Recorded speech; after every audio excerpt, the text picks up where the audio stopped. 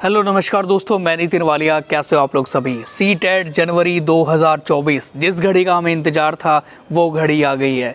अभी हाल ही में जनवरी के महीने में 2024 में सीटेट का पेपर होने वाला है और मेरे वो प्रिय स्टूडेंट जो सीटेट प्राइमरी का पेपर नहीं दे सकते हैं वो जूनियर का पेपर देंगे। और जूनियर की मेन कड़ी होती है एसएसटी, 60 नंबर की एसएसटी होती है। अगर आप लोगों को थोड़ी सी भी एसएसटी में दिक्कत है तो अब आपको वो दिक्कत नहीं होगी, क्योंकि हम अपने चैनल पर एसएसटी की क्वेश्चंस और प्लस थ्योरी लेकर आएंगे।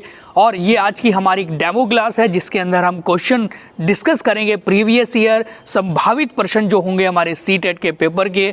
अभी हाल ही में जो पेपर हुआ था सीटेट का अगस्त 2023 में, तो उसमें भी हमने बहुत अच्छे तरीके से तैयारी कराई थी एसएसटी की। इसी उम्मीद के साथ में इस बार फिर से मैं आपकी तैयारी कराऊंगा, एसएसटी की बेहतर से बेहतर क्वेश्चन आप लोगों के लिए लेकर आऊंगा और अच्छे से अच्छे तरीके से आपको समझाऊंगा।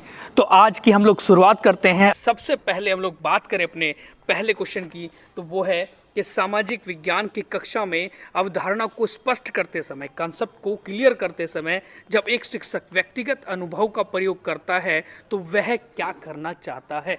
एक पर्सनल एक्सपीरियंस को वो यूज़ कर रहा है तो क्या करना चाहता है शिक्षक। ऑप्शन नंबर फर्स्ट है जैसे कि पाठ को भागीदारी या दिलचस्प बनाने के लिए वो ऐसा करना चाह रहे हैं।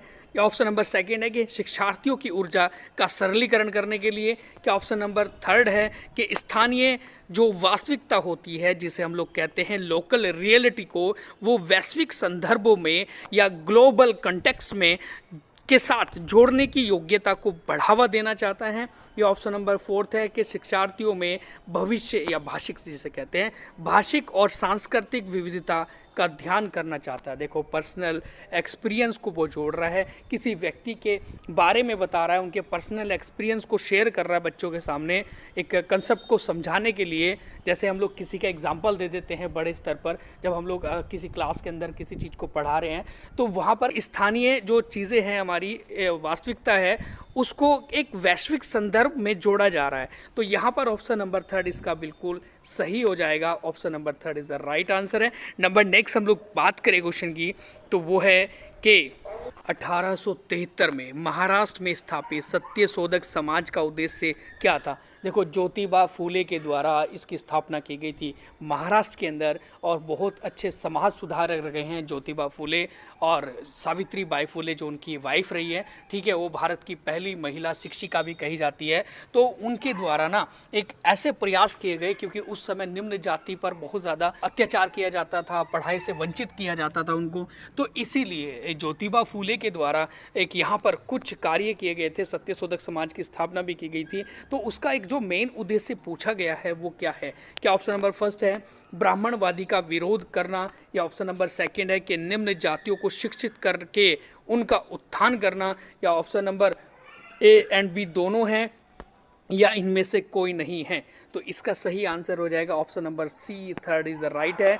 दोनों के दोनों बिल्कुल सही आंसर हैं इसमें, ए और बी। नंबर नेक्स्ट हम लोग बात करें प्रश्न की, तो वो है कि निम्नलिखित में से किसके नेतृत्व में बंगाल में 18वीं सदी में धीरे धीरे मुगल नियंत्रण से अलग हो गया था। देखो, 18वीं सदी के आसपास में बंगाल जो है वो मुगल नियंत्रण से अलग हो गया था धीरे धीरे। मतलब उन्होंने अपनी शक्ति को स्थापित करना शुरू कर दिया था। वहाँ के नवाब अपने आप को नवाब समझ रहे थे, बहुत बड़े लेवल का। और उसके बाद फिर क्या हुआ कि वो अंग्रेज़ों के साथ में मिलना उन्होंने प्रारंभ किया।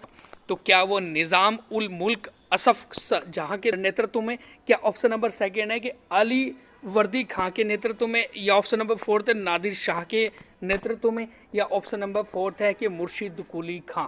तो इसका सही आंसर होगा मुर्शिद कुली खां। इतिहास के अंदर हम लोग बात करें प्रश्न की, तो बहुत ही अच्छी एक इनके बारे में इतिहास में वर्णन किया गया है। प्लासी के युद्ध से पहले की ये घटनाएं हैं।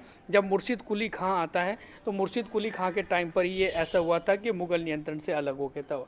ठीक है, नंबर नेक्स्ट हम लोग बात करें प्रश्न की, तो बड़ा ही महत्वपूर्ण क्वेश्चन है हमारा कि भारत में अंग्रेजी शिक्षा किसके द्वारा लागू की गई थी या किसके समय में लागू की गई थी। तो अंग्रेजी शिक्षा की अगर बात की जाए तो क्या ऑप्शन नंबर फर्स्ट है वॉरेन हेस्टिंग्स के टाइम पर, या ऑप्शन नंबर सेकंड है कि लॉर्ड रिपन के टाइम पर, क्या ऑप्शन नंबर थर्ड है कि लॉर्ड डलहौजी के टाइम पर, या ऑप्शन नंबर फोर्थ है कि विलियम बेंटिंग के टाइम पर। तो देखो विलियम बेंटिंग का जो टाइम पीरियड रहा है वो 1828 से प्रारंभ होता है वैसे तो, और 1835 तक लगभग चलता है। तो यहाँ पर 1833 का चार्टर एक्ट आया था इंडिया के अंदर, तो उसी चार्टर एक्ट में भारत में अंग्रेजी शिक्षा को माध्यम बनाया गया था, और लॉर्ड मैकाले की अनुशंसा पर फिर 1837 में यहाँ पर आयोग बना दिया गया था, और अंग्रेजी शिक्षा पूरी तरीके से लागू करके बंगाल के अंदर एक पहला अंग्रेजी मीडियम कॉलेज खोला गया। तो ये जो काम किया गया था वो टाइम था हमारा किसका, लॉर्ड विलियम बेंटिंग का। लॉर्ड विलियम बेंटिंग भारत के पहले गवर्नर जनरल थे। तो नंबर नेक्स्ट हम लोग बात करें प्रश्न की, तो वो है भारत में चिकित्सा पर्यटकों के संदर्भ में निम्नलिखित दो कथन दिए गए हैं, उनमें से कौन सा कथन स्टेटमेंट बिल्कुल सही होगा। तो जैसे कि ऑप्शन नंबर फर्स्ट है हमारा, वे विदेशी पर्यटक जो भारत के उन अस्पतालों में अपना इलाज कराने के लिए विशेष रूप से आते हैं जहां उन्हें अपने देश की तुलना में कम मूल्य पर वैश्विक स्तरीय सुविधा मिलती है। देखो अगर कोई व्यक्ति अगर हमारे देश में कोई इलाज कराने के लिए आ जाता है और किसी दूर देश से यहाँ इंडिया के अंदर आ रहा है, तो वो तो सुविधा भी देखेगा और अपना कम खर्चा भी देखेगा कि कम खर्चे में हमारा वहाँ पर एक इलाज हो जाएगा और इसके अलावा सुविधा हमें ज़्यादा मिलेगी, तो तब वो इंडिया के अंदर आएगा। तो ये तो पहला ऑप्शन बिल्कुल राइट होगा ही होगा भाई। ऑप्शन नंबर बी में क्या कहा जा रहा है कि वे भारत के भीतर ही प्रवासी हैं जो एक राज्य से दूसरे राज्य के उन अस्पतालों में अपना इलाज कराने के लिए आते हैं जहां उन्हें अपने राज्य की तुलना में कम मूल्य पर वैश्विक स्तरीय सुविधाएं प्राप्त की जाती है। देखो जब एक राज्य से दूसरे राज्य में जाएंगे तो पहली बात तो ये है कि वैश्विक स्तर है ही नहीं, वो तो खुद एक नेशनलिटी है, हमारे भारत की राष्ट्रीयता है, वो एक जगह से दूसरे जगह पर जा रहा है, एक राज्य से दूसरे राज्य में जा रहा है, तो वैश्विक स्तर गलत हो जाएगा यहाँ पर, तो ये इसका बिल्कुल गलत हो जाएगा। तो ए सही है और बी गलत है, तो ये इसका आंसर हो जाएगा option number fourth is the right. Number next हम लोग बात करें प्रश्न की, तो बड़ा ही अच्छा क्वेश्चन है। देखो कि किसे आधुनिक भारत का जनक कहा जाता है, who is the father of modern India. क्या लाला लाजपत राय को कहा जाता है, क्या महात्मा गांधी को कहा जाता है, क्या राजा राम मोहन राय को कहा जाता है, क्या भगत सिंह को कहा जाता है। तो इसका सही आंसर होगा option number third, C is the right है। क्यों? क्योंकि राजा राम मोहन राय ने बहुत ही ज़्यादा समाज सुधारक कार्य किए हैं और उन्होंने जो सती प्रथा है उसको रोकने के लिए बहुत ज़्यादा प्रयत्न किया था राजा राम मोहन राय के द्वारा। इसके अलावा ब्रह्मा समाज की स्थापना की और भी अन्य बहुत सारे कार्य थे राजा राम मोहन राय के द्वारा, जिसकी वजह से उन्हें आधुनिक भारत का जनक कहा जाता है। नंबर नेक्स्ट हम लोग बात करें प्रश्न की, तो वो है निम्नलिखित स्थलाकृतियों में से छत्रक शैल उसका निर्माण होता है। ओके, तो यहाँ पर ऑप्शन है, देखो छत्रक शैल की मैं बात करूँ, जिस तरीके से ये सांप की छतरी वाले टाइप होता है, ऐसे करके नीचे कोई तूफान चल जाना, हवा चल जाना, और उसके बाद क्या हो जाता है कि मिट्टी का चट्टा लग जाता है ऊपर की साइड में, नीचे कम होता है, एक तो वो, या फिर कोई भी नदी वगैरह जा रही है, पानी जा रहा था और पर्वतों को काट दिया उसने और ऊपर छतरी सी रह गई, नीचे हमारा छोटा सा एरिया बच गया कट कट के। तो ये जो कहलाता है हमारा क्या, किसकी वजह से होता है, क्या हिमनद हिमोड की वजह से हो जाता है, जो एक हमारे बर्फबारी होती है उसकी वजह से हो जाता है। क्या ऑप्शन नंबर सेकंड है कि रेगिस्तान में, या फिर ऑप्शन नंबर थर्ड है समुद्री गुफा में, या फिर डेल्टा में। देखो यहाँ रेगिस्तान इसका सही हो जाएगा, क्योंकि मैंने अभी आपको बोला कि हवा जब चलती है, रेत उड़ते हैं, रेत के टीले बनते हैं, तो तब भी जाकर एक छत्रक शैल का निर्माण होता है, तो रेगिस्तान में ये बन जाते हैं। तो नंबर नेक्स्ट हम लोग बात करें क्वेश्चन की, तो बहुत ही बढ़िया क्वेश्चन है। देखो बहुत ही अच्छा क्वेश्चन है कि निम्नलिखित में से वस्तु विनिमय पद्धति का सही विशेषता कौन सी है। Which of the following is the correct feature of party system का एक सही विशेषता क्या है। तो ऑप्शन नंबर हमारा फर्स्ट है कि यह खर्चीली और समय साध्य प्रक्रिया होती है, या ऑप्शन नंबर सेकंड है कि यह धन का उपयोग किए बिना वस्तुओं को अदला बदली की व्यापार होता है। तो ये इसका सही आंसर हो जाएगा option number second is the right है। क्यों? क्योंकि ऑप्शन नंबर सेकंड में ये बात बोल दी गई है कि धन के बिना ही हम लोग अपने सामान को दिया और उसके बदले में हमने कुछ सामान ले लिया, तो ये एक हमारा एक्सचेंज होता है जिसे हम लोग कहते हैं वस्तु का विनिमय होता है। यहाँ पर ये जो बार्टर सिस्टम लिखा हुआ है इसे एक्सचेंज सिस्टम भी कह सकते हैं। एक्सचेंज होता है हमारा कि अगर हमने किसी भी व्यक्ति को कोई सामान दिया और उस सामान के बदले में हमने उससे कोई सामान ले लिया तो ये हमारा एक्सचेंज हुआ, जिसे हम लोग कहते हैं विनिमय हुआ।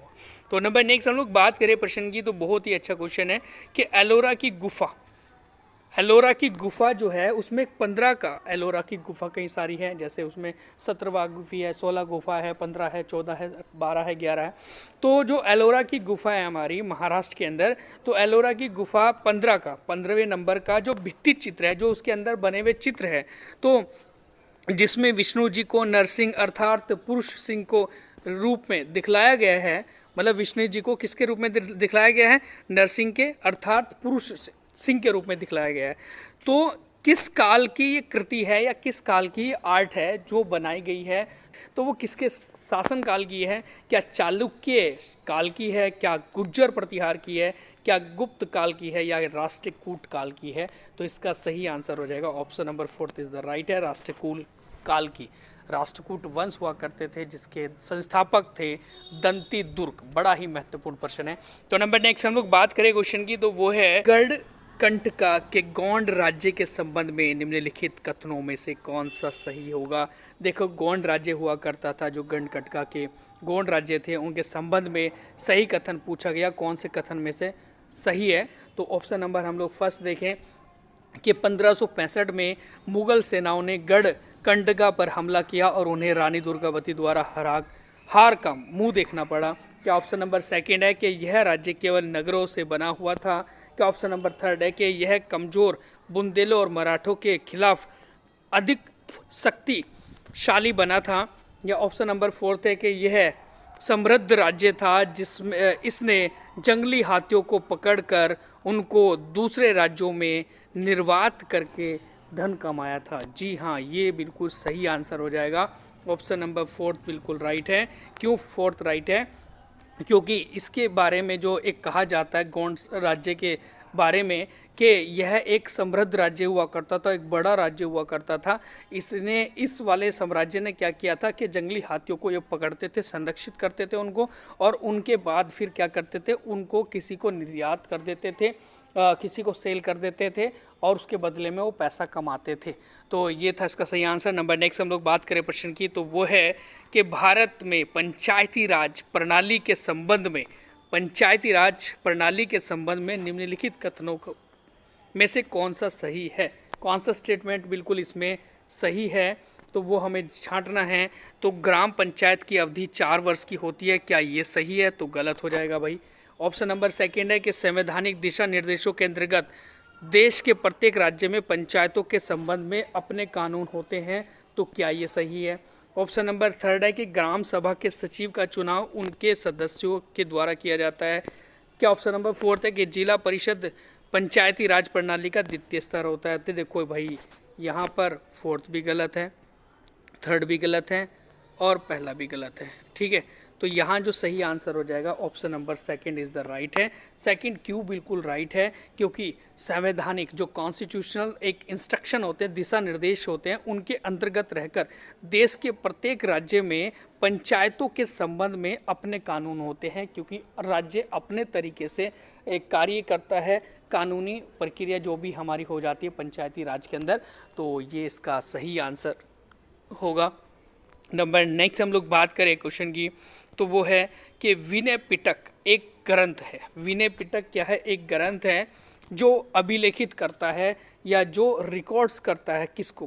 क्या वो शिक्षकों के मध्य बातचीत को?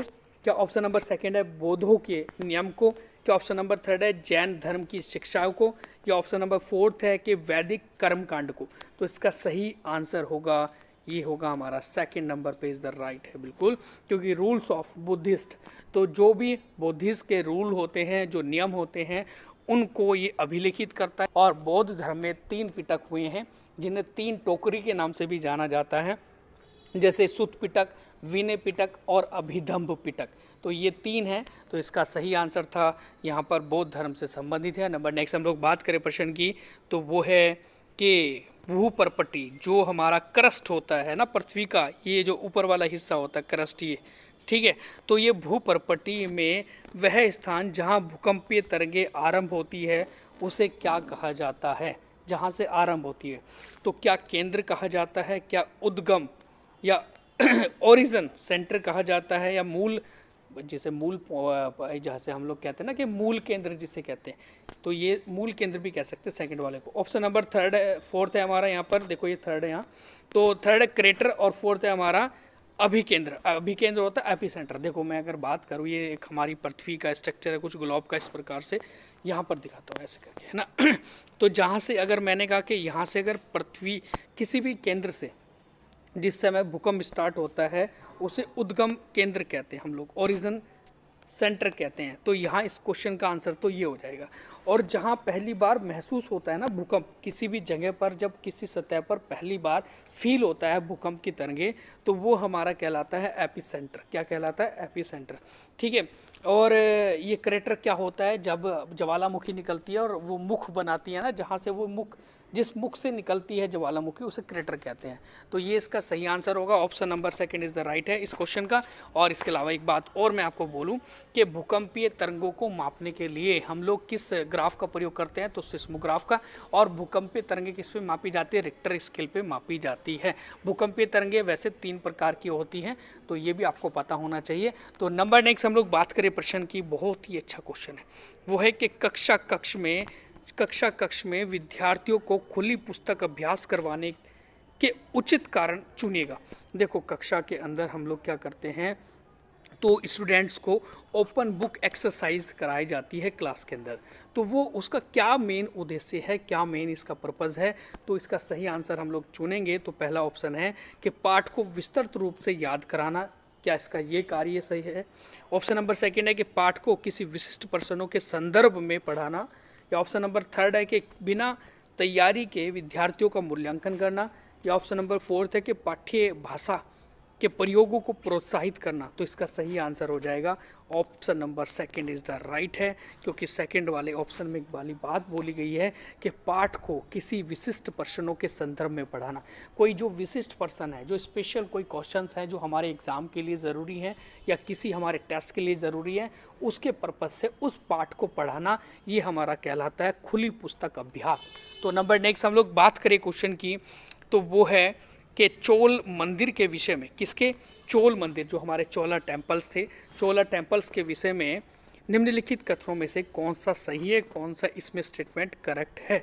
तो यहाँ अगर हम लोग देखें, ऑप्शन नंबर फर्स्ट है कि चोल मंदिर प्राय अपने आसपास में विकसित होने वाले केवल ग्रामीण बस्तियों के केंद्र बन गए थे। मतलब चोल मंदिर केवल ग्रामीण बस्तियों के ही केंद्र बन गए थे। क्या ऑप्शन नंबर सेकंड है कि जनसाधारण के द्वारा दी गई भूमि से चोल मंदिर संपन्न हुआ करते थे या हो पाए।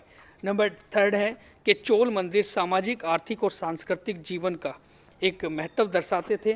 क्या ऑप्शन नंबर फोर्थ है कि लौह प्रतिमा का निर्माण चोल, यहाँ पर ये गोल लिखा हुआ है, तो चोल मंदिर की मुख्य विशेषता थी। तो इसका सही आंसर हो जाएगा ऑप्शन नंबर थर्ड, बिल्कुल सही है, क्योंकि ऑप्शन नंबर थर्ड के अंदर चोल मंदिर सामाजिक, आर्थिक और सांस्कृतिक जीवन के महत्व को दर्शाते हैं जो इस समय ये बने थे। तो ओके, बहुत ही अच्छा है। नंबर नेक्स्ट हम लोग बात करें प्रश्न की, तो वो है कि जैन और बौद्ध भिक्षुणियों के लिए आरंभिक विहार बने होते थे क्या? मतलब जो हमारे जैन और बुद्धिस्ट के भिक्षुक हुआ करते थे, वो यूज़ करते थे शुरुआत में रहने के लिए इनमें से किस चीज़ों का? तो क्या लकड़ी के जगह पर रहते थे, वो लकड़ी के स्थानों पर, या फिर वो मिट्टी के, या फिर ईंटों के, या पत्थर के? तो इसका सही आंसर हो जाएगा कि वो ईंटों के स्थान, मतलब लकड़ी के स्थानों पर रहा करते थे। और लकड़ी से बने कोई घर, कोई छप्पर, कोई कुछ भी किसी प्रकार का ऐसा जो निवास था जिसमें वो रहा करते थे। ओके, तो ये इसका बिल्कुल सही आंसर हो जाएगा, option number first is the right है। नंबर नेक्स्ट हम लोग बात करें प्रश्न की, तो वो है राजा हर्षवर्धन के दरबारी कवि बाणभट्ट ने अपनी जीवनी जो है, बाणभट्ट के द्वारा जीवनी लिखी गई थी हर्षचरित। देखो जो हर्षवर्धन के दरबारी कवि थे, उन्होंने एक जीवनी लिखी थी हर्षवर्धन के ऊपर, तो वो थी हर्षचरित। तो निम्नलिखित में से वो किस भाषा में लिखी गई थी? देखो हर्षवर्धन एक हर साल, हर 5वें साल अपनी पूरी संपत्ति का बहुत बड़ा हिस्सा इलाहाबाद प्रयागराज में दान दे दिया करते थे। जो संगम है वहाँ पर, उसमें वो दान कर देते हैं। हर्षवर्धन के शासनकाल में ही चीनी यात्री विहिंसांग इंडिया में आया था और उसे ही भारत में यात्रियों का राजकुमार भी कहा जाता है। और हर्षवर्धन का शासन बहुत संपन्न था अपने टाइम पर। तो हर्षवर्धन के टाइम पर एक कवि हुआ करता था या फिर एक राजकवि था जिसका नाम था बाणभट्ट, और बाणभट्ट ने हर्षचरित्र लिखी थी। तो वो हर्षचरित्र कौन से भाषा में पुस्तक लिखी थी? तो क्या वो उर्दू में लिखी थी, क्या वो प्राकृत में, क्या वो संस्कृत में, क्या हिंदी में? तो सही आंसर हो जाएगा option number 3 is the right है, संस्कृत भाषा में वो पुस्तक लिखी गई थी। तो नंबर नेक्स्ट हम लोग बात करें क्वेश्चन की, तो देखो बहुत अच्छा प्रश्न है कि अशोक के अधिकतर अभिलेख जो है निम्नलिखित में से लिपि में से किस में लिखे गए हैं? तो अशोक के जो अभिलेख थे, जैसे इंस्क्रिप्शन जिसे हम लोग कहते हैं, आपने सुना भी होगा कि 14 बड़े अभिलेख हुआ करते थे एक या होते हैं अशोक के। इसके अलावा अभिलेख, शिलालेख, गुहालेख इत्यादि बहुत सारे ऐसे लेख हैं जो अशोक के टाइम पीरियड में हमें मिलते हैं। और इन अशोक के अभिलेखों की जो खोज हुई थी वो की गई थी किसके द्वारा? पी पैंथेलर के द्वारा की गई थी। और जेम्स प्रिंसेप ने इनको पहली बार पढ़ा था। ये करके भी प्रश्न आ जाता है कि अशोक के शिलालेखों को पहली बार किसके द्वारा पढ़ा गया था? तो जेम्स प्रिंसेप के द्वारा पढ़ा गया था। और अशोक चंद्रगुप्त मौर्य का पोत्र था, मतलब इतिहास के अंदर जब हम लोग पढ़ते हैं तो अशोक के द्वारा जो यहाँ पर कई सारे अभिलेखों का वर्णन है भारत के अंदर या लिखे गए हैं, तो वो कौन सी भाषा में है? क्या देवनागरी, क्या तमिल, क्या ब्राह्मी, क्या फिर ओचिकी? तो इसका सही आंसर हो जाएगा option number 3 is the right है। ब्राह्मी भाषा के अंदर अधिकतर अभिलेखों का वर्णन मिलता है अशोक के। नंबर नेक्स्ट हम लोग बात करें प्रश्न की, तो वो है कि विभिन्न प्रकार के बाजार विषय को पढ़ाने के लिए निम्नलिखित में से कौन सी परियोजना सबसे उचित होगी? देखो विभिन्न प्रकार के डिफरेंट टाइप्स के हम लोग मार्केट को के विषय में पढ़ाने के लिए इनमें से कौन सी परियोजना सबसे अधिक उचित होगी? तो क्या ऑप्शन नंबर फर्स्ट है अखबारों और पत्रिकाओं से बाजार का जो कोलाज तैयार करना, एक प्रकार से उनका ब्यौरा तैयार करना। ऑप्शन नंबर सेकंड है कि हमारा शॉपिंग मॉल में बेचे जाने वाले उत्पादों को देखना। ऑप्शन नंबर 3 है कि दुकानदारों के उत्पादों को खरीदने व बेचने के दामों की तुलना करना। ऑप्शन नंबर 4 है कि कक्ष के में बाजारों से खरीद गए उत्पादों की प्रदर्शनी करना। तो इसका सही आंसर हो जाएगा, जब हम लोग रियल और लाइव एग्जाम्पल देते हैं, वास्तविक जीवन से जोड़ने की बात हम लोग करते हैं, तो यहाँ पर इसका सही आंसर हो जाएगा option number 2 is the right है, शॉपिंग मॉल में बेचे जाने वाले उत्पादों को देखने जाना, क्योंकि वहाँ पर विभिन्न प्रकार के चीज़ों को सेल किया जा रहा है, बेचा जा रहा है। तो ये इसका बिल्कुल सही आंसर हो जाएगा। नंबर नेक्स्ट हम लोग बात करें प्रश्न की, तो वो है, देखो कितना अच्छा क्वेश्चन है कि उच्च प्राथमिक स्तर पर सामाजिक और राजनीतिक जीवन की पाठ्य पुस्तक शिक्षण निम्नलिखित में से किस एक का उपयोग पर बल देती है? मतलब इनमें से किस एक पर बहुत ज़्यादा बल देती है उच्च प्राथमिक स्तर पर सामाजिक और राजनीतिक जीवन की पाठ्य पुस्तक? तो क्या ऑप्शन नंबर फर्स्ट है वास्तविक जीवन की स्थितियों से सीखना, क्या ऑप्शन नंबर 2 है कि परिभाषाओं के द्वारा सीखना, ऑप्शन नंबर 3 है कि रटकर सीखना, या ऑप्शन नंबर 4 है कि अवधारणाओं के संश्लेषण से सीखना? तो यहाँ पर स्पष्ट आंसर इसका क्लियर दिखाई दे रहा है, वो आंसर है कि वास्तविक जीवन की स्थितियों से सीखना। ये बिल्कुल राइट हो जाएगा, learning from real life situations. Number next हम लोग बात करें प्रश्न की, तो बहुत ही अच्छा महत्वपूर्ण क्वेश्चन है कि उच्च प्राथमिक स्तर पर भूगोल के शिक्षण के लिए निम्नलिखित में से कौन सी विधि सबसे उपयुक्त होगी, सबसे उपयोगी होगी? तो भूगोल के लिए बात की जा रही है, हमारी ज्योग्राफी के लिए, क्या वो परिचर्चा करना क्लास के अंदर, क्या वो क्षेत्र भ्रमण पर जाना, क्या वाद विवाद करना, डिबेट, क्या वो कहानी सुनाना एक प्रकार की? तो इसका सही आंसर होगा हमारा option number 2 is the right है। क्षेत्र भ्रमण पर जब हम लोग जाते हैं, किसी भी ट्रिप पर जाते हैं, फील्ड ट्रिप पर, तो तब हम लोग ज्योग्राफी के बारे में बहुत अच्छी खासी जानकारी जुटाते हैं। तो ये सबसे ज़्यादा उपयोगी इसका आंसर होगा। नंबर नेक्स्ट हम लोग बात करें क्वेश्चन की, सबसे उचित विकल्प को चुनिएगा। देखो यहाँ पर ये विकल्प लिखा हुआ है, विकल्प को चुनिएगा कि उच्च प्राथमिक स्तर के विद्यार्थियों को सामाजिक विज्ञान की परियोजना के तहत क्षेत्र भ्रमण करने को कहा जा सकता है, जिससे क्या होगा? सबसे हमें एक अच्छा आंसर इसमें से सिलेक्ट करना है। उच्च प्राथमिक स्तर पर जब विद्यार्थियों की सामाजिक विज्ञान की परियोजना के तहत क्षेत्र भ्रमण करने को कहा जाता है, तो क्या ऑप्शन नंबर फर्स्ट है? यह शिक्षार्थियों के लिए भागीदारी बढ़ाता है और आनंदमय होता है। क्या ऑप्शन नंबर सेकेंड है कि यह अवधारणा और विचारों के साथ वास्तविकता की तुलना करने में योग्य बनाता है। क्या ऑप्शन नंबर थर्ड है कि विद्यार्थी व्यस्त होते हैं और शिक्षक अन्य कार्य करने के लिए मुक्त हो जाते हैं। क्या ऑप्शन नंबर फोर्थ है कि यह परियोजना पूर्ण करने की अनिवार्य आवश्यकता को पूरा करते हैं। तो इसका सही आंसर क्या होगा भाई? Option number second is the बिल्कुल सही आंसर है इसका। क्यों? क्योंकि यह अवधारणा का मतलब होता है कंसेप्ट, जो हमारे कंसेप्ट और जो हमारी विचार होते हैं उन विचारों के साथ वास्तविकता की तुलना करने के योग्य बनाता है जब हम लोग कहीं बाहर जाते हैं घूमने किसी ट्रिप पर। तो नंबर नेक्स्ट हम लोग बात करें प्रश्न की, तो वो है कि राष्ट्रीय पाठ्यचर्या की रूपरेखा एनसीएफ 2005 सामाजिक विज्ञान के संदर्भ में सुझाती है कि बच्चे विद्यालय जीवन का मेल है कि विद्यालय जीवन का मेल कैसे हैं। क्या ऑप्शन नंबर फर्स्ट है कि कक्षा के जीवन से होना चाहिए विद्यालय जीवन। क्या ऑप्शन नंबर सेकेंड है कि बाहर के जीवन के साथ जोड़ा जाना चाहिए। क्या ऑप्शन नंबर थर्ड है हमारा किताबी ज्ञान से जुड़ा हुआ होना चाहिए। क्या ऑप्शन नंबर फोर्थ है कि शिक्षकों की अपेक्षाओं के साथ होना चाहिए। तो इसका सही आंसर हो जाएगा ऑप्शन नंबर सेकंड, बिल्कुल सही है, क्योंकि सेकंड में बात बोली गई है कि बाहर के जीवन के साथ होना चाहिए, बाहर के जीवन के साथ एक मेल होना चाहिए हमारा जब हम लोग किसी भी पाठ्य पुस्तक को पढ़ाते हैं। तो मतलब जो किताबी ज्ञान है उसे हम लोग बाहर के जीवन से एक रियल लाइफ से जोड़ें, तो ये इसका सही आंसर होगा। तो नंबर नेक्स्ट हम लोग बात करें क्वेश्चन की, तो बहुत ही अच्छा प्रश्न है। वो है कि जब आप विद्यार्थियों को एक ऐतिहासिक स्मारक दिखाते हैं तब आप उन्हें किस प्रकार के अधिगम के स्रोत सीखने के लिए प्रोत्साहित कर रहे हैं।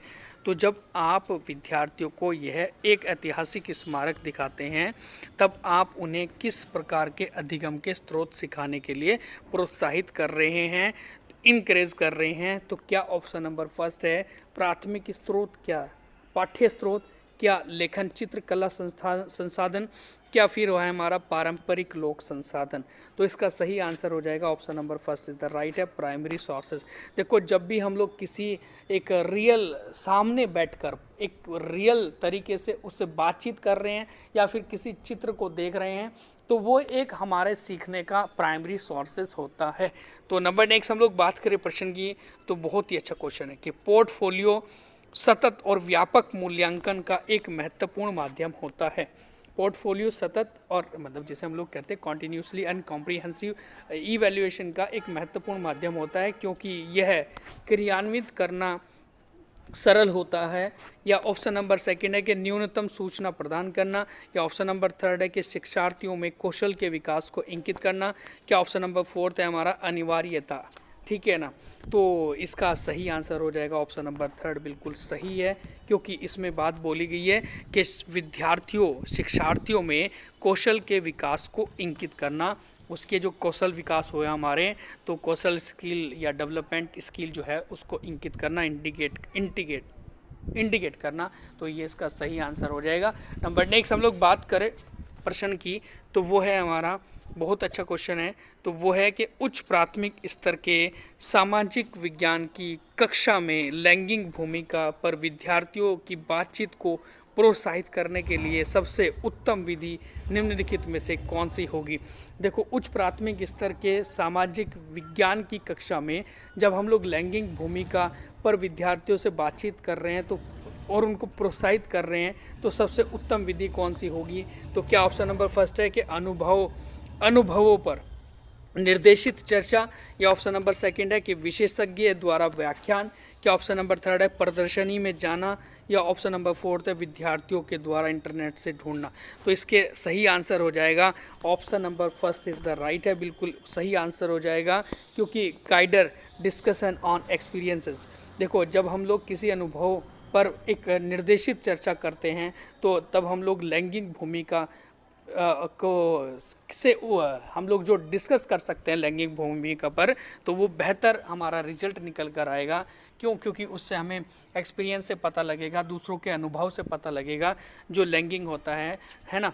तो नंबर नेक्स्ट हम लोग बात करें प्रश्न की, बहुत ही अच्छा क्वेश्चन है हमारा, तो वो है कि लोकतांत्रिक संस्थाओं के प्रति जो हमारी डेमोक्रेसी इंस्टीट्यूशन होते हैं, तो डेमोक्रेसी इंस्टीट्यूशन के प्रति विद्यार्थियों में दोषदर्शिता को रोकने के लिए निम्नलिखित में से कौन सा विकल्प सबसे उचित होंगे?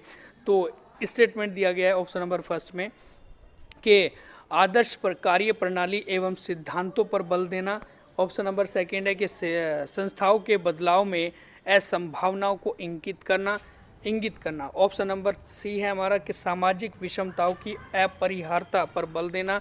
या ऑप्शन नंबर फोर्थ है कि जागरूकता या जागरूक जनता की भूमिका को इंगित करना। देखो, जब भी लोकतांत्रिक इंस्टीट्यूशन के प्रति विद्यार्थियों को दोषदर्शिता को रोकने के लिए अगर हम बात करें, तो उनकी दोष जो हैं, उनके अंदर की जो कमियां हैं, उनको रोकने के लिए हम लोग क्या कर सकते हैं? तो यहाँ पर ऑप्शन नंबर फर्स्ट बिल्कुल सही जाएगा, ए ऑप्शन, क्योंकि आदर्श कार्य प्रणाली एवं सिद्धांतों पर बल देना, तब उस पर रोक सकते हैं। क्या ऑप्शन नंबर जो हमारा डी है एक हमारा, ये भी सही है बिल्कुल, क्योंकि इसके अंदर बोला गया है कि जागरूक जनता की भूमिका को इंगित करना। तो यहाँ पर ए और डी इसका बिल्कुल सही आंसर हो जाएगा, option number second is the right है। तो नंबर नेक्स्ट हम लोग बात करें प्रश्न की, बहुत ही अच्छा क्वेश्चन है। देखो, वो है कि एक शिक्षक अपने विद्यार्थियों को या शिक्षार्थियों को सरकारी परियोजना के बारे में जानकारी प्राथमिक स्रोतों के माध्यम से देना चाहती है। एक शिक्षिका है, तो वो अपने शिक्षार्थियों को, अपने स्टूडेंट्स को जो सरकारी परियोजना के बारे में जानकारी प्राथमिक स्रोतों के माध्यम से देना चाहती है, प्राइमरी सोर्स से देना चाहती है। तो क्या इसका सही आंसर होगा? कौन सा? हाँ, इसमें से कहा गया है कि निम्नलिखित में से कौन सी योजना अनुपयुक्त होगी, कौन सी योजना अनुपयुक्त होगी, जो ज़रूरी नहीं होगी? तो ऑप्शन नंबर फर्स्ट है कि सरकारी परियोजना पर पुस्तक की समीक्षा। क्या ऑप्शन नंबर सेकेंड है कि एक खंड विकास अधिकारी के साथ साक्षात्कार। क्या ऑप्शन नंबर थर्ड है शिक्षार्थियों के पड़ोस में लागू होने वाली योजना पर सर्वे करना। ऑप्शन नंबर फोर्थ है कि शिक्षार्थियों के पड़ोस में लागू होने वाली परियोजना पर हुई चर्चा पर एक रिपोर्ट तैयार करना। तो इसका सही आंसर जो होगा, जो इसमें अनुपयुक्त है, तो वो है ऑप्शन नंबर फर्स्ट, ये अनुपयुक्त है, ज़रूरी नहीं है। क्यों? क्योंकि जब भी प्राइमरी सोर्सेज होता है, मैंने आपको बता दिया, जब हम लोग प्रत्यक्ष रूप से किसी के सामने खड़े होकर जब उससे बात करते हैं, उसका इंटरव्यू करते हैं, उसकी रिपोर्ट करते हैं या रिपोर्ट बनाते हैं, या फिर इसके अलावा जब हम लोग किसी भी स्मारक, किसी चित्रों को देखते हैं, तो वो हमारा एक प्राइमरी सोर्स होता है। लेकिन यहाँ पर पहले वाले ऑप्शन में बात की गई है कि सरकारी परियोजना पर पुस्तक की समीक्षा करना। जो सरकारी परियोजना है उस पर एक पुस्तक की समीक्षा हम लोग कर रहे हैं, तो ये हमारा कोई प्राइमरी सोर्सेज नहीं होगा। ओके, तो ये इसका सही आंसर होगा, अनुपयुक्त है। तो नंबर नेक्स्ट हम लोग बात करेंगे प्रश्न की, तो वो है कि सामाजिक समस्याओं की साझेदारी को विकसित करने के निम्नलिखित सबसे उचित विधि कौन सी होगी? तो सामाजिक समस्याओं की, जो भी हमारे एक सोशल हमारी प्रॉब्लम्स होती हैं, उन प्रॉब्लम्स की अंडरस्टैंडिंग को विकसित करने के लिए निम्नलिखित में से सबसे उचित विधि कौन सी होगी? क्या वो ऑप्शन नंबर फर्स्ट है कि भूमिका निर्वाह, रोल प्ले? क्या ऑप्शन नंबर सेकेंड है कि चलचित्र जो मूवी बनती है वो? क्या ऑप्शन नंबर थर्ड है व्रत अध्ययन, केस स्टडी? क्या ऑप्शन नंबर फोर्थ है चित्र निबंध, फोटो ऐसे? तो इसका सही आंसर हो जाएगा option number third is the right है, क्योंकि केस स्टडी बिल्कुल सही विधि होती है, उचित विधि होती है जब भी हम लोग सामाजिक समस्याओं को समझाते हैं या समझाने के लिए हम लोग प्रयोग करते हैं, तो वो है व्रत अध्ययन, केस स्टडी। तो नंबर नेक्स्ट हम लोग बात करेंगे प्रश्न की। एक शिक्षिका शिक्षार्थियों को सुझाव देती है कि वे एक तालिका बनाएं जिनके द्वारा एक सप्ताह में उपयोग किए जाने वाले पानी की बाल्टियों की संख्या लिखी गई हो, और इस विधि या गतिविधि के बाद वे पानी के प्रयोग व संरक्षण के बारे में चर्चा शुरू करती है। तो शिक्षिका कक्षा में किस प्रकार के अधिगम को प्रोत्साहित करना चाहती है? तो ये करके क्वेश्चन पूछा गया है। तो ये आप लोग अगर समझ गए होंगे तो ठीक है। हम लोग इसके आंसर की बात करें कि जब एक शिक्षिका, देखो एक बार फिर मैं आपको बोल दूं कि जब एक शिक्षिका विद्यार्थियों को सुझाव देती है कि वे एक तालिका बनाएं एक तालिका बनाएं, एक रिपोर्ट तैयार करें, एक हमारी ग्राफ बनाएं, तो जिनके द्वारा वह एक सप्ताह में प्रयोग किए जाने वाले पानी की बाल्टियों की संख्या लिखी गई हो जिसमें, और इस गतिविधि के बाद में पानी के प्रयोग व संरक्षण के बारे में चर्चा भी शुरू करती है। तो शिक्षिका इनमें से कौन से अधिगम को प्रोत्साहित करना चाहती है? तो ऑप्शन नंबर फर्स्ट है हमारा कि समस्या समाधान विधि को। क्या ऑप्शन नंबर सेकंड है कि निगमनात्मक और चीज़ों को या मेथड को या विधि को। उसके अलावा सेकंड है हमारा, सेकंड मतलब थर्ड ऑप्शन है पूछताछ विधि को, या ऑप्शन नंबर फोर्थ है हमारा व्रत अध्ययन विधि को, केस स्टडी मेथड को। तो इसकी सही आंसर जो हो जाएगा वो होगा हमारा ऑप्शन नंबर सही होगा, फोर्थ इज द राइट है, व्रत अध्ययन स्टडी या केस स्टडी मेथड को। तो नंबर नेक्स्ट हम लोग बात करें प्रश्न की, तो बड़ा ही अच्छा क्वेश्चन है कि सामाजिक विज्ञान के शिक्षण के में चित्र तथा पट जिसे स्टोरी बोर्ड के रूप में भी जाना जाता है के प्रयोग के लिए सबसे महत्वपूर्ण कारण क्या होगा? सामाजिक विज्ञान के शिक्षण में चित्र तथा पट के प्रयोग के लिए सबसे महत्वपूर्ण कारण क्या होगा? तो क्या ऑप्शन नंबर फर्स्ट है कि घटनाओं का वर्णन करना, क्या ऑप्शन नंबर सेकंड है कि पाठ्य पुस्तकों को आकर्षित करना, क्या ऑप्शन नंबर थर्ड है कि एक पक्षीय सूचना प्रदान करना, या ऑप्शन नंबर फोर्थ है कि दिए गए वृत्तांत पर चर्चा को प्रोत्साहित करना? तो इसका सही आंसर हो जाएगा ऑप्शन नंबर जो हमारा फर्स्ट है वो बिल्कुल सही आंसर हो जाएगा, घटनाओं का वर्णन करना, ये इसका सही आंसर है बिल्कुल। तो नंबर नेक्स्ट हम लोग बात करें प्रश्न की, तो वो है कि मान लीजिए कि सामाजिक विज्ञान की प्रस्तावित पाठ्य पुस्तक, मान लीजिए कि सामाजिक विज्ञान की प्रस्तावित पाठ्य पुस्तक विद्यार्थियों के लिए कठिन है, तो आप क्या करेंगे? आप उस पर क्या करेंगे? देखो जो हमें एनसीएफ के द्वारा बताई गई पुस्तकें हैं वो मान लीजिएगा कि बहुत ज़्यादा कठिन है बच्चों के लिए, शिक्षार्थियों के लिए, तो आप अब क्या करोगे? तो ऑप्शन नंबर फर्स्ट है कि विभिन्न प्रकार की पूरक सामग्री प्रदान करेंगे, ऑप्शन नंबर सेकंड है कि प्रत्येक पाठ का संक्षिप्त विवरण लिखवाएंगे, ऑप्शन नंबर थर्ड है कि उत्तर प्रश्न तकनीक का प्रयोग करेंगे, ऑप्शन नंबर फोर्थ है रटकर सीखने पर बल देंगे। तो इसका सही आंसर होगा option number first is the right है, क्योंकि विभिन्न प्रकार की पूरक सामग्रियों का प्रयोग करेंगे, provide a variety of complementary एक मटेरियल जो हो जाता है, जैसे बच्चे को सिखाने की अलग अलग जो टूल्स होते हैं, अलग अलग प्रक्रिया होती है, अलग अलग मेथड होते हैं, तो उन सारे मेथडों का या पूरक सामग्री को हम लोग प्रयोग करेंगे जिससे बच्चा इजीली सीख जाए। चित्र को दिखाएंगे, पिक्चर को दिखाएंगे, कोई नाट्य प्रस्तुतिकरण करेंगे, तो इस वजह से बच्चा क्या है इजीली सीख पाएगा। तो नंबर नेक्स्ट हम लोग बात करें प्रश्न की, तो वो है हमारा कि सामाजिक विज्ञान पढ़ाते समय, एक एसएसटी पढ़ाते समय एक शिक्षक का प्रयास होना चाहिए, क्या प्रयास होना चाहिए एसएसटी को पढ़ाते समय? तो ऑप्शन नंबर फर्स्ट है कि विस्तृत रूप से याद कराने पर बल देना चाहिए, या तथ्य मूल्यों तथा आदर्शों पर बल देना चाहिए, क्या ऑप्शन नंबर थर्ड है कि केवल तथ्यों पर बल देना चाहिए मूल्यों पर नहीं, ऑप्शन नंबर फोर्थ है केवल मूल्यों पर बल देना चाहिए लेकिन तथ्यों पर नहीं। मूल्य हमारे वैल्यू होती है, तथ्य हमारा फैक्ट होता है, आदर्श हमारे आइडियल्स होते हैं। तो इसका सही आंसर हो जाएगा option number third is the right है, क्योंकि इन सब चीज़ों पर बल देना चाहिए एसएसटी पढ़ाते समय एक शिक्षक को। नंबर नेक्स्ट हम लोग बात करें प्रश्न की, तो वो है हमारा कि भारतीय संसद के बारे में निम्नलिखित में से कौन सा कथन जो है वो सत्य नहीं है, कौन सा स्टेटमेंट करेक्ट नहीं है? तो वो ऑप्शन क्या हमारा फर्स्ट है कि वित्त से संबंधित मामलों में संसद मंजूरी सरकार के लिए महत्वपूर्ण नहीं होती है। देखो हाँ, यहाँ पर यही आंसर इसका सही है, मतलब गलत है एक प्रकार से जो क्वेश्चन में दिया गया है, क्योंकि कि जो वित्त से संबंधित मामले होते हैं तो संसद से हमें अनुमति चाहिए होती है, ऐसा नहीं है कि नहीं चाहिए होती है। तो यहाँ पर दिया गया कि वित्त से संबंधित मामलों में संसद की मंजूरी सरकार के लिए महत्वपूर्ण नहीं है, तो ऐसा नहीं होता है, मंजूरी हमारे लिए ज़रूरी होती है। तो यही ऑप्शन इसका गलत है।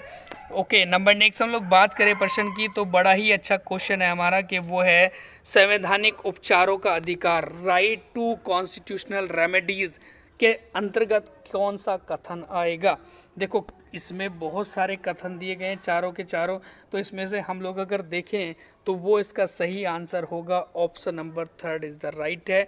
देखो पढ़ लो सुना रहा हूँ मैं आपको कि यदि किसी नागरिक को लगता है कि राज्य के द्वारा उसके किसी मौलिक अधिकारों का उल्लंघन हुआ है या फिर उसके मौलिक अधिकारों के साथ में कोई छेड़खानी हुई है या उसे कोई मौलिक अधिकारों से वंचित किया जा रहा है, तो वह अदालत में जाकर उसकी याचिका दायर कर सकता है ना। तो ये इसका सही आंसर हो जाएगा, option number 3 is the right है। क्योंकि हमारे मौलिक अधिकारों के संबंध में जब हमें कोई भी एक छोटे स्तर पर या छोटी न्यायालय है या फिर कोई हम लोग कह रहे हैं कोई सरकारी विभाग है जो हमारे मौलिक अधिकारों का उल्लंघन कर रहा है, तो हम लोग उसके खिलाफ न्यायालय में जा सकते हैं। तो ये हमारा कहलाता है संवैधानिक उपचारों का अधिकार।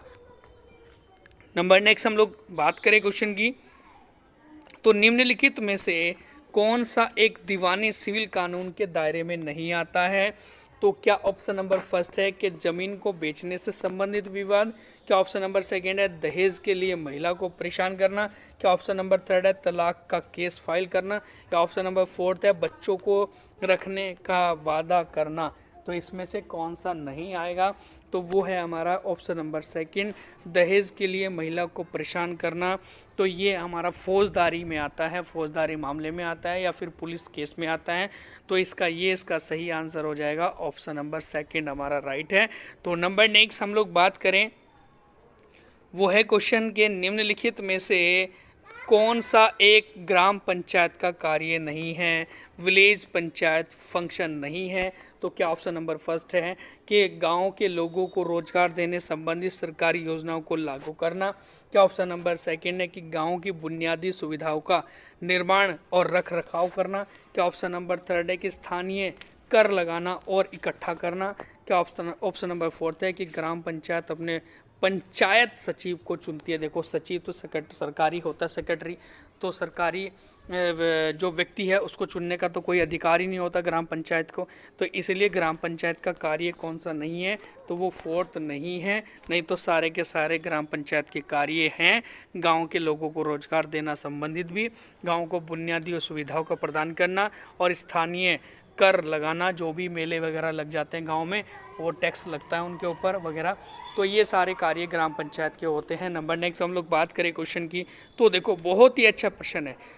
कक्षा 8 के विद्यार्थियों को मानव संसाधन के अध्यापन, मानव संसाधन का मतलब होता है जो ह्यूमन सोर्सेज होते हैं, उसके ह्यूमन सोर्सेज के अध्यापन के समय आप विद्यार्थी में किस मुख्य संदेश को विकसित करना चाहेंगे? तो कक्षा जो हमारा 8th है कि विद्यार्थियों को मानव संसाधन के अध्यापन के समय आप शिक्षार्थियों में किस मुख्य संदेश को विकसित करना चाहेंगे? क्या ऑप्शन नंबर फर्स्ट है संसाधन के रूप में लोगों का महत्व? क्या ऑप्शन नंबर सेकंड है कि मानवों के द्वारा संसाधनों का उपयोग? या ऑप्शन नंबर थर्ड है हमारा जनसंख्या का वितरण? या ऑप्शन नंबर फोर्थ है हमारा कि भौतिक संसाधनों का महत्व? तो इसका सही आंसर जो होगा हमारा कि हमारा मुख्य संदेश, हम लोग किस संदेश को विकसित करना चाहेंगे? तो संसाधन के रूप में लोगों का महत्व जो है वो इसका सही आंसर हो जाएगा, option number first is the right है। तो नंबर नेक्स्ट हम लोग बात करें क्वेश्चन की, तो वो है कि सामाजिक विज्ञान की पाठ्य पुस्तकों में, एसएसटी की पाठ्य पुस्तकों में मानचित्रों को और आरेखों का प्रयोग प्रासंगिक है, ज़रूरी है, क्यों इसका प्रयोग किया जाता है? तो क्या ऑप्शन नंबर फर्स्ट है अवधारणाओं में नए आयामों को जोड़ने? ऑप्शन नंबर सेकंड है कि विशेषज्ञों के द्वारा बनाए जाते हैं? ऑप्शन नंबर थर्ड है कि पाठ्य पुस्तकों को आकर्षक बनाते हैं? ऑप्शन नंबर फोर्थ है कि अवधारणाओं को स्पष्ट करते हैं? तो इसका सही आंसर हो जाएगा हमारा कि अवधारणाओं को स्पष्ट करते हैं। ऑप्शन नंबर फोर्थ इसका बिल्कुल सही आंसर हो जाएगा, क्योंकि जो हमारे कंसेप्ट्स होते हैं जो हमारे समझ नहीं आ रहे हैं, तो जब मानचित्र दिखाया जाता है, कोई आरेख दिखाया जाता है, तो हमारे कंसेप्ट क्लियर हो जाते हैं। तो ये इसका सही आंसर हो जाएगा। तो नंबर नेक्स्ट हम लोग देखें क्वेश्चन को, बहुत ही अच्छा क्वेश्चन है। सामाजिक विज्ञान शिक्षण का आधार पत्र किस पर बल देता है? तो कौन सी चीज़ पर बल देता है हमारा जो सामाजिक विज्ञान शिक्षण का आधार पत्र होता है, फाउंडेशन पेपर होता है, तो किस पर बल देगा? क्या ऑप्शन नंबर फर्स्ट है कि विभिन्न मतों का सम्मान करना तथा विचारों और अभ्यासों का परीक्षण करना? क्या ऑप्शन नंबर सेकंड है सामाजिक पदानुक्रमों को स्वीकार करना? या ऑप्शन नंबर थर्ड है कि पाठ्य पुस्तकों का प्रयोग अधिक करना, या ऑप्शन नंबर फोर्थ है याद करने को प्रोत्साहित करना।